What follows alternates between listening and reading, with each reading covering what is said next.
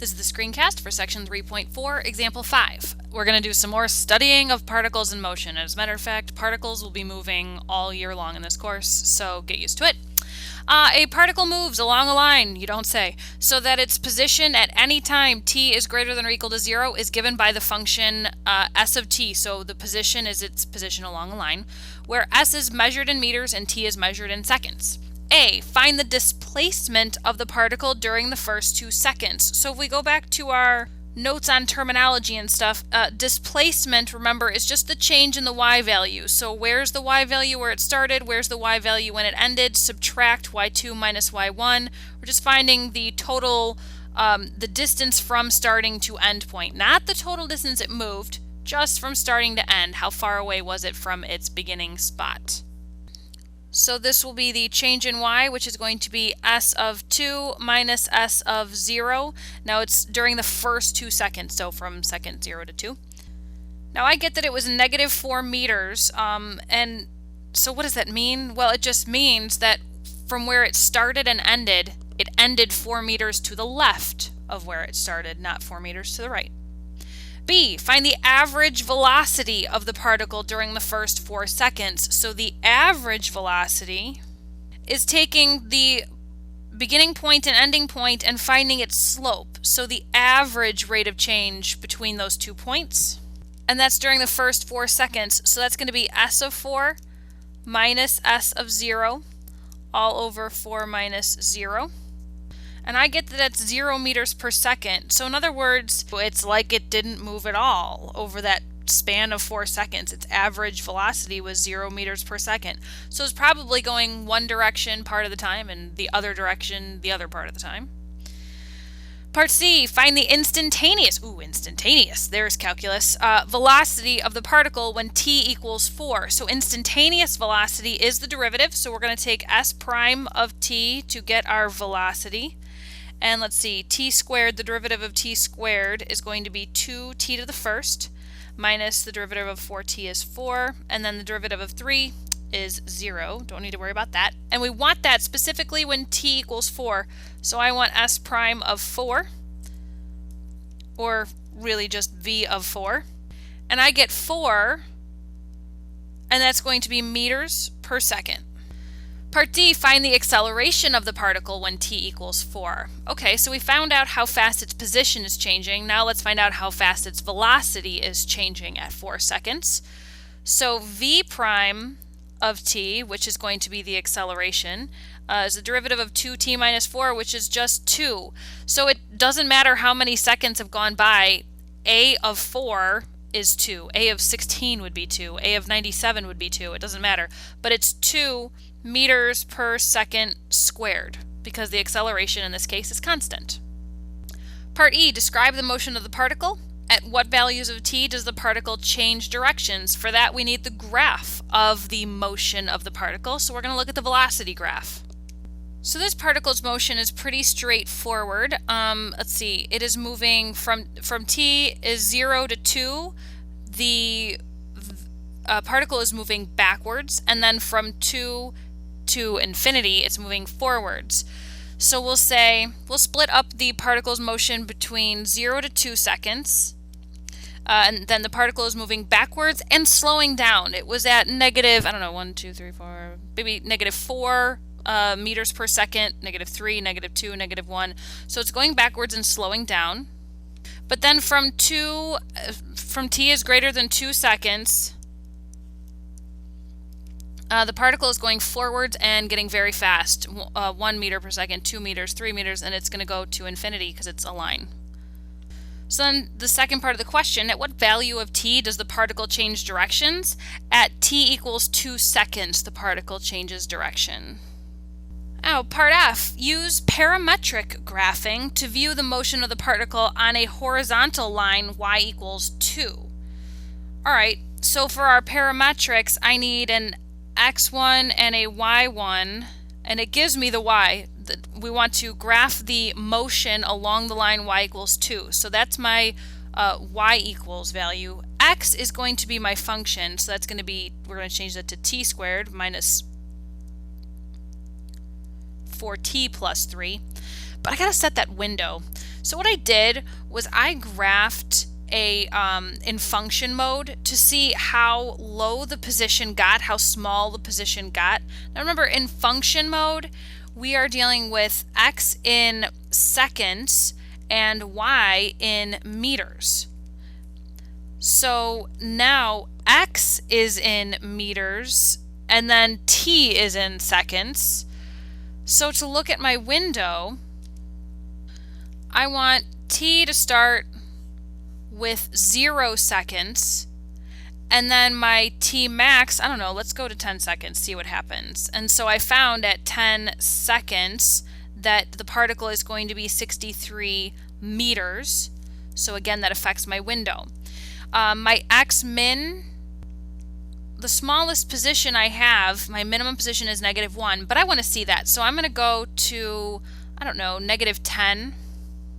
And then at 10 seconds, my farthest position away is 63 meters. So I'm going to go maybe to 75 meters. Let's just go to 63. I'll change my x scale to 5s.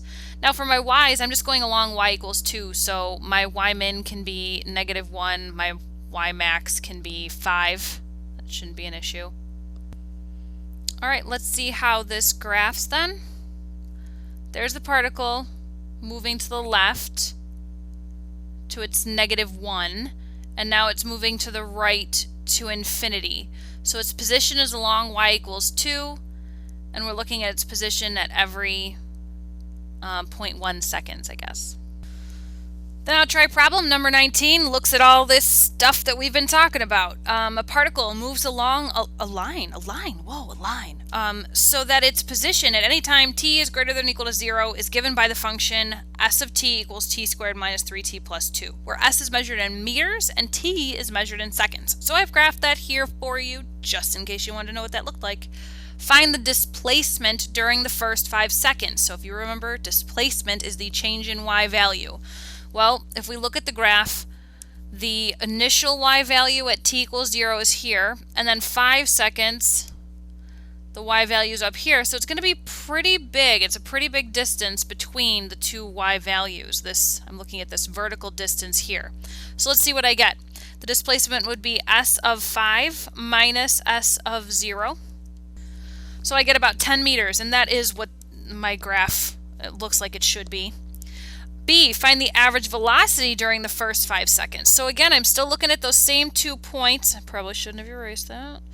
And now I'm looking at the average velocity. So I can see that some of these tangents get a lot steeper, and some of them are a lot shallower at different times along these first 5 seconds.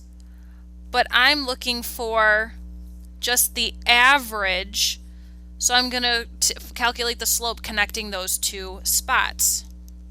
Now, I already know s of 5 minus s of 0 from the previous problem, so I can tell you that that's 10 over 5, so I get 2 meters per second. Part C, find the instantaneous, there's your calculus, velocity when t equals 4.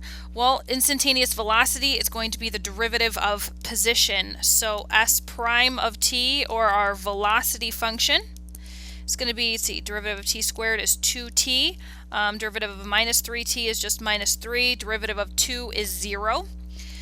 So now I've got to find v of 4, and I get 5 meters per second. So this is still a velocity. It's an instantaneous velocity, still in meters per second, as was average velocity, but this is exactly at 4. So this instantaneous velocity is taking the point at 4 seconds and drawing a tangent line and finding its slope, and its slope is 5. That's an instantaneous velocity. Part D, find the acceleration of the particle when t equals 4. Alright, so the acceleration of the particle is going to be v prime. That will be our acceleration function, and the derivative of the velocity function is just 2. So it doesn't matter what time has gone past. So a of 4 is 2. A of 88 would have been 2. 2 meters per second of velocity that will change every second. So meters per second per second. So now what this acceleration is saying, and this acceleration is constant, so that makes it a little bit easier to understand. 2, 3, 4. So at 4 seconds, we already know that the slope of the tangent is 5. So we already know that m equals 5 here. We know that v of 4 is 5. Well, now what acceleration is saying is the velocity is going to change 2 meters per second every second. So now at 5 seconds here, the slope is going to be 7. So v of 5 is going to be 7. Or if you take it backwards one, v of 3 is going to have a slope of, let's see, 2 less than 5 would be 3. So v of 3 would be 3. So acceleration is saying how your velocity is going to change. Every second, so 3, 4, 5, we're going to go up 2 meters per second. So 3 meters per second, 5 meters per second, 7 meters per second. E, at what value of t does the particle change direction? Well, let's see here. Changing direction. See, now I've got the graph of position up here. To see where it changes direction, I need the graph of velocity. Or, I'm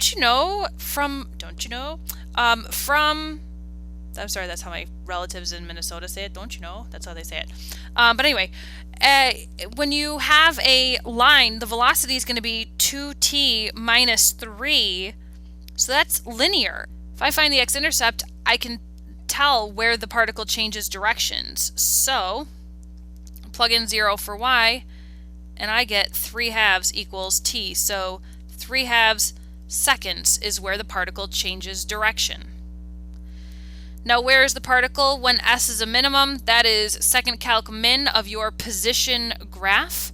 That spot is right down here at 1.5 comma negative 0.25. So where is the particle when s is a minimum? At negative 1/4 meters. So in other words, backwards past the starting point, so left of the starting point.